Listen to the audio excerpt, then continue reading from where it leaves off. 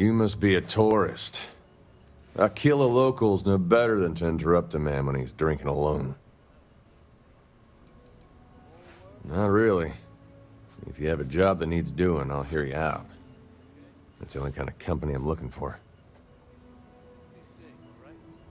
This isn't the best part of town for sightseeing. The crowd at the hitching post is a whole lot friendlier to strangers. But since we're already talking, I guess I ought to introduce myself. The name's Ezekiel. Some folks around town call me Easy. Is there something I can do for you? That's right there, my name. Ezekiel. People called me that when I was a kid, and that stuck. A job offer? Huh. I haven't been on a starship in years. Well, maybe it's time to change that. But let me ask you something first. What are you looking for out there? You know, what keeps you traveling? I'm not keen on working for a stranger, especially on a starship. I need to know what makes you tick before we work together. Never heard that one before. Well, for better or worse, you're clearly a person of conviction. If you're serious about your offer, I'll join you. Nope, not asking for a salary. Save your credits for someone who really needs them. If it is, I'll keep it to myself. I know what I'm getting into. Fixing things is my strong suit. I've been working as a handyman around Akila City for years. I'm also a self-taught expert on starship shield systems. I guarantee your ship will be in safe hands with me. I'm a hard worker. You can count on that. I can start as soon as you need me to. Hope you're having a good one. If you want, Captain. I wanted to know what you stood for before I signed on. And my faith teaches that a person's connection to space says a lot about them. Leaving Akila was a big decision for me. I had to make sure I was traveling with a captain who loves being out here, whatever their reason. Hope you're superstitious.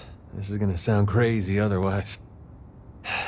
Something life-changing happens to me every 12 years, almost to the day. We met right on time, 12 years after the last major event. It felt like a sign. I'm not the type of person to ignore those. If what you told me about those artifacts is true, you're looking for something bigger than yourself out here. I have a lot of respect for that kind of journey. I'm a member of the Sanctum Universum. We call ourselves Universals. That eases my mind. To tell you the truth, I'm still nervous about being out here.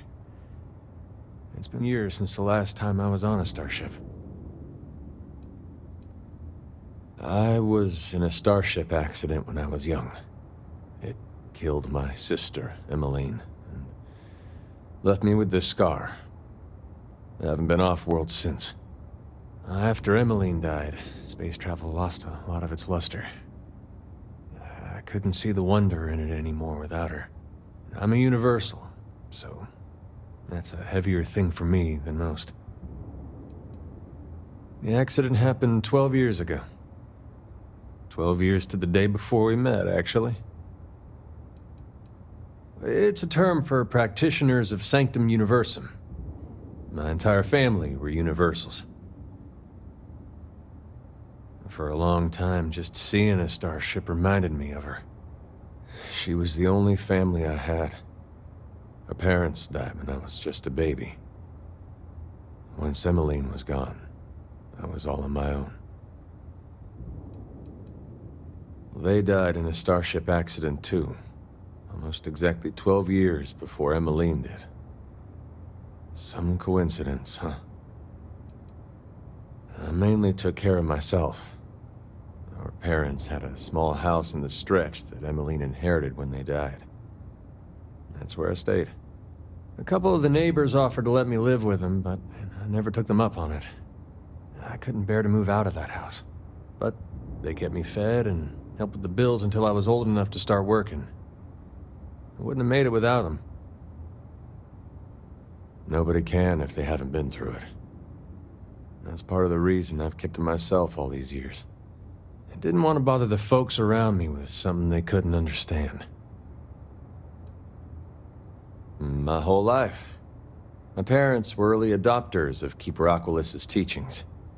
They raised my sister Universal, and after they died, she raised me the same way.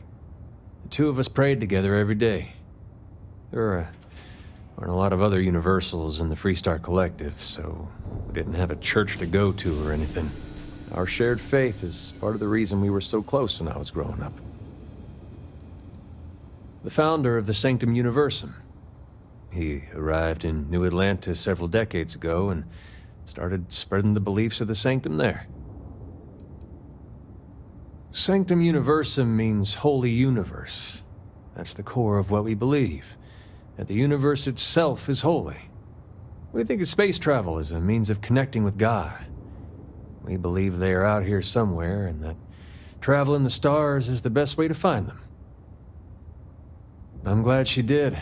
I was just a baby when our parents died. I never got to know them. Sharing their faith made them feel a little closer. Fine. What is it? Emmeline and I were getting the ship ready for a cargo run. One of the engines overheated during our pre-flight check and started a fire in the hull. I was in the ship when it happened, and I got knocked out.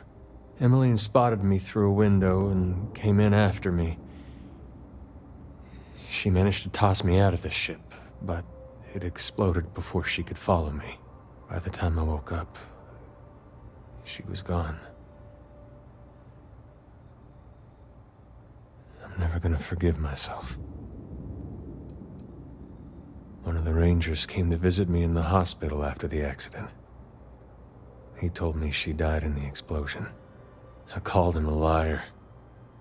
I was sure there was no way Emmeline could really be gone. It wasn't until her funeral that things actually started to sink in. Yeah, my entire body was covered in burns. Over the years, I've had most of the scars removed that enhance, but I'm keeping the one on my face. I can't risk forgetting what happened that day. This way. I remember every time I look in the mirror. There is, Captain. That engine didn't overheat out of nowhere. It had been giving us trouble for weeks. Emmeline asked for my help tuning it up before we left. She gave me the easiest damn job. I just had to watch the instruments and shut off power to the engines if they got too hot while she was working on them. But I couldn't be bothered. I was screwing around instead of paying attention. If I'd been where I was supposed to, Emmeline might be standing here right now.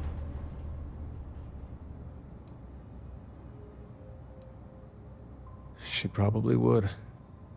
Forgiveness was a big part of Emmeline's faith. That was a big part of mine, too, before the accident. I used to think nothing was unforgivable. Not sure I believe that anymore, though. Emmeline's death changed my perspective on a lot of things. I'm not the same person I was the day she died. The thing that changed most about me is my faith. I was a devoted universal before Emmeline died, but I barely pray at all anymore. It's part of why I've avoided space travel all this time. Didn't see the point in being out there without something to connect to. But I'm trying to get it back.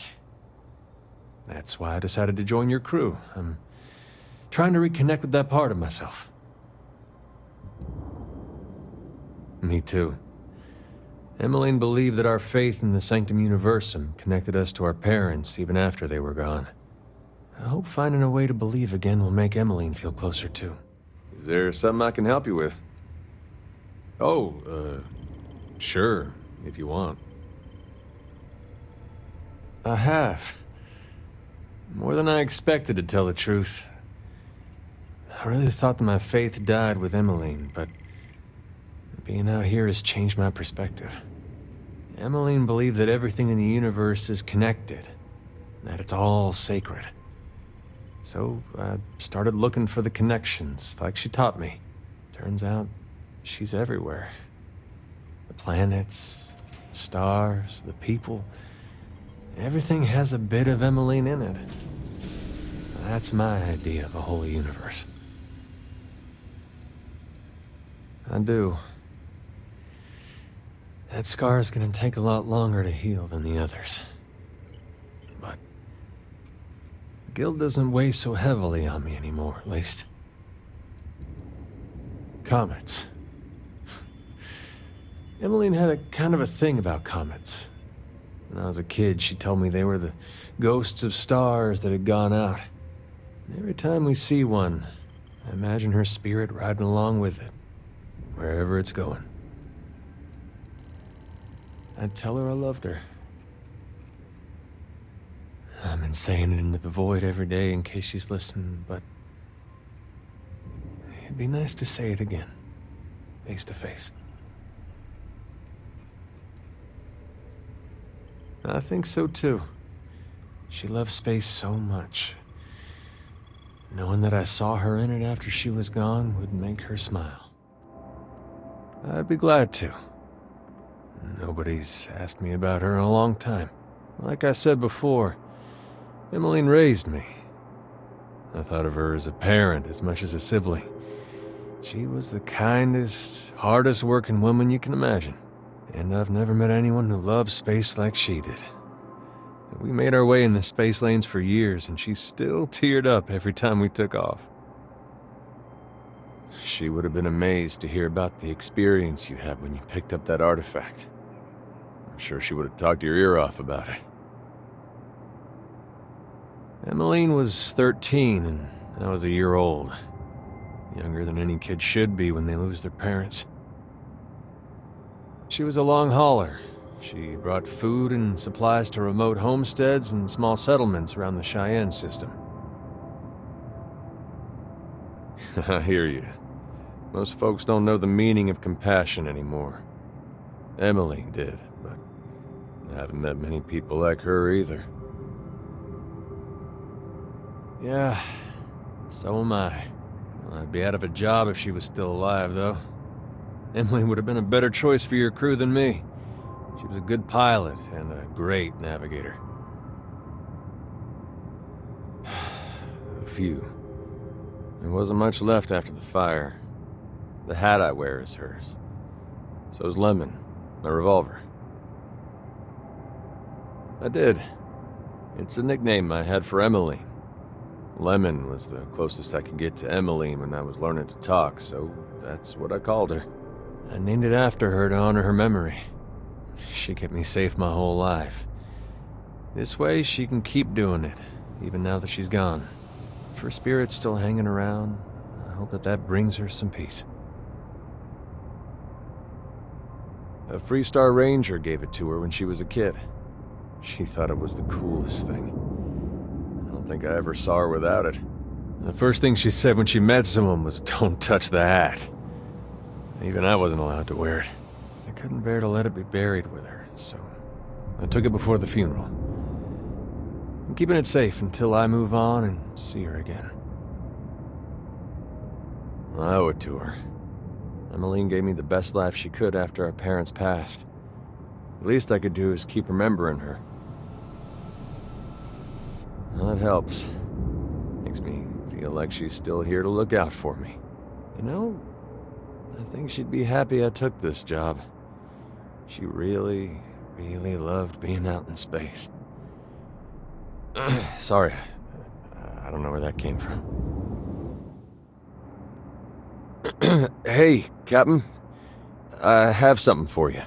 Just seemed like the kind of thing that might come in handy. Don't sweat it, Captain. I'm just doing my part to make sure we're prepared if anything goes wrong. Better safe than sorry. And good to know safety's a priority for both of us. I'm not sure I can help it. Next time I find something like this, I'll set it aside for you. It can only help, right? Look at this place.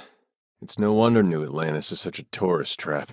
The UC spared no expense making this place shine, eh? Terrabrew's headquartered here, aren't they? I could use a coffee. The crowds in New Atlantis are always so thick. Don't wander off, okay? I don't want to get lost. Should we find an inn? I wouldn't mind a night off the ship. I bet Earth's big cities look a lot like New Atlantis. I never thought I'd make it this far from Akila City. I don't know if I trust that tram. I'll take Cydonia over New Atlantis any day. I'm not a fan of Neon. Too crowded here for my taste. Don't let the glitter fool you. Neon's a dangerous place. Knowing this whole city's hovering over the water makes me nervous. Let's not make this one a long stop. Emmeline and I avoided Voli Alpha as much as possible. I know of more than one spacer who's gone missing after a night in Neon. Watch your pockets. Neon's crawling with thieves. You ask me, you can't trust anyone who works at Ryujin Industries. Think there's anything in Neon that Benjamin Bayou doesn't own? Cydonia's not much to look at, is it?